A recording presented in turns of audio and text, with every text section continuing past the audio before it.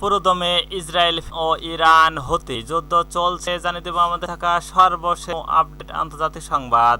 পশ্চিম তীরে ভবন গুঁড়িয়ে দিল ইসরায়েল বাহিনী।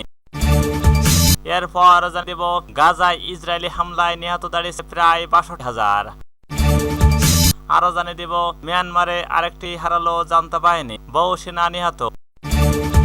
এরপর জানিয়ে দেব সৌদি সফরের পর এরদোয়ানের আমন্ত্রণে যাচ্ছেন আল সারা। সর্বশেষ ইরানই একমাত্র দেশ যারা যুক্তরাষ্ট্রকে আসল নামে ডাকে, আলী খামেনি। এতক্ষণ সংবাদ শিরোনাম, এবার বিস্তারিত। তার আগে আজকে আপনার মূল্যবান মতামত ভালো লাগলে লাইক, কমেন্ট ও শেয়ার করে সবাইকে দেখা। পশ্চিম তীরে একটি ভবন গুঁড়িয়ে দিল ইসরায়েল বাহিনী। অধিকৃত পশ্চিম তীরে জেনিন শরণার্থী শিবিরে বহু ভবন ধ্বংস করেছে ইসরায়েল বাহিনী। এর আগে ৭৩ বছর বয়সী এক ব্যক্তিকে হত্যা করে ইসরায়েল। ফিলিস্তিনের স্বাস্থ্য মন্ত্রণালয়ের বরাত দিয়ে এই তথ্য দেন কাতার সংবাদ মাধ্যম আল জাজিরা। ইসরায়েল সেনাবাহিনীর একজন মুখপাত্র বলছেন রোববার যে ভবন গুঁড়িয়ে দেওয়া হয়েছে এইসব ভবনে সন্ত্রাসী স্থাপনা তৈরি ঠেকাতে ধ্বংস করা হয়। এছাড়া গত মাস জানুয়ারি থেকে পশ্চিম ৫০ ফিলিস্তিনি যোদ্ধাকে হত্যা করা হয়েছে বলে জানান ওই কর্মকর্তা।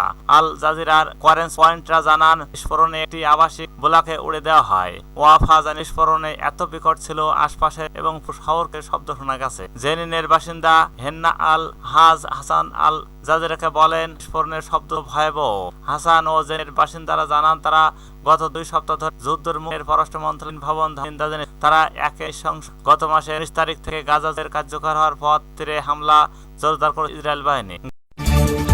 গাজায় ইসরায়েল হামলায় নিহত দাঁড়িয়েছে প্রায় ৬২,০০০। ইসরায়েলি হামলায় হতাহত ফিলিস্তিনিদের নতুন তালিকা প্রকাশ করেছে উপত্যকাটি। সোমবার ২৩ ফেব্রুয়ারি নিখোঁজদের অন্তর্ভুক্তির পর নিহত সংখ্যা দাঁড়িয়েছে ৬১,৭০৯ জন। গাজার প্রধান তথ্য কর্মকর্তা সালমা মারুফ জানান নিহত ফিলিস্তিনিদের ৭৬% দেহ উদ্ধার করা সম্ভব হয়। এছাড়া অন্তত ১৪,২২২ জনের মরদেহ এখনো ধ্বংসস্তূপের মাঝে আটকা পড়ে আছে, যেগুলো উদ্ধার করা সম্ভব হয়। গাজার আল শিফা হাসপাতালের এক সংবাদ সম্মেলনে আরো বলেন নিহতদের মধ্যে অন্তত ১৭,৮৮১ জন। এছাড়া যুদ্ধ চলাকালে লাখ ও গাজাবাসী ২৫ বারের বিস্তান।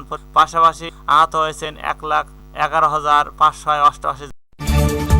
মিয়ানমারে আরেকটি ঘাঁটি হারালো জান্তা বাহিনী, বহু সেনা হতাহত।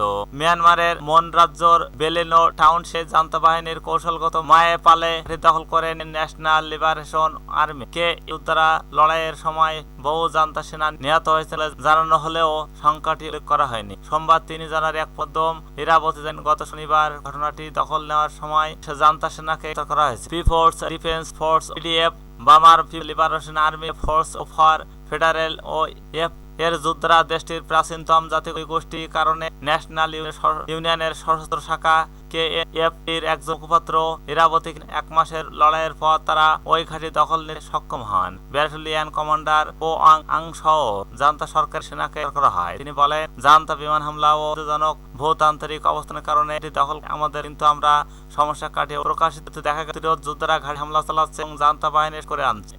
তাদের সব এক সেনা এক যোদ্ধা প্রাণ হারিয়েছে এই লড়াইয়ে। বাহিনী কারেন ও সৌদি সফরের পর এরদোয়ানের আমন্ত্রণে যাচ্ছেন আল সারা।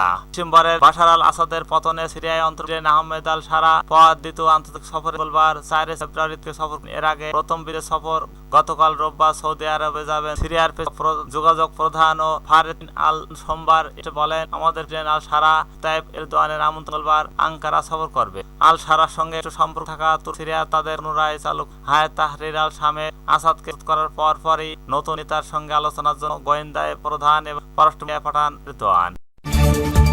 ইরানই একমাত্র দেশ যারা যুক্তরাষ্ট্রকে আসল নামে ডাকে, আলী খামেনি। ইরানের সর্বোচ্চ নেতা আয়াতুল্লাহ খামেনি ইরানি জাতির পার্থ হলো আমেরিকা যে আগ্রাসনকারী মিথ্যাবাদী প্রতারকবাদী কথা বলার সাহস ইরানের আছে। ইরানের একমাত্র যুক্তরাষ্ট্রের কথা বলিকে আসল নামে ডাকে। ৪১তম কোরআন প্রতিটায় অংশ কোরআনের শিক্ষক ও আবৃত্তির সঙ্গে মতভেদ বলে।